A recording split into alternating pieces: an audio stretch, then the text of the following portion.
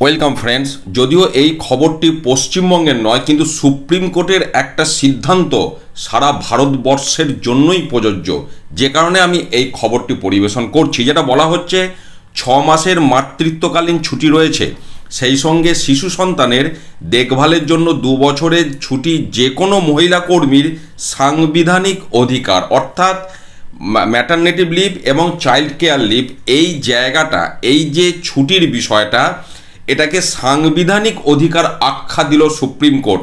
পরেরটা দেখুন, সেই ছুটি মঞ্জুর না করা আদতে তাকে কাজ ছাড়তে বলারই সামিল। এক মহিলার আর্জির শুনানিতে সোমবার এমনই মন্তব্য করেছে সুপ্রিম কোর্ট। তার অসুস্থ সন্তানের দেখভালের জন্য ছুটি চেয়ে সুপ্রিম কোর্টের দ্বারস্থ হয়েছিলেন হিমাচল প্রদেশের এক কলেজের অধ্যাপিকা।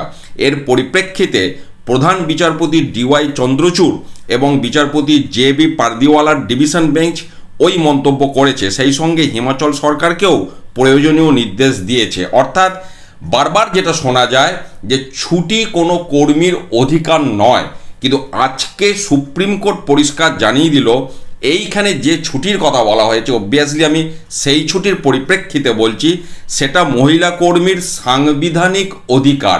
এটা সুপ্রিম কোর্টের প্রধান বিচারপতি এই বক্তব্য রেখেছেন এবং এটা আমি আপনাদের সাথে শেয়ার করলাম। ভালো থাকুন, সুস্থ থাকুন, ধন্যবাদ।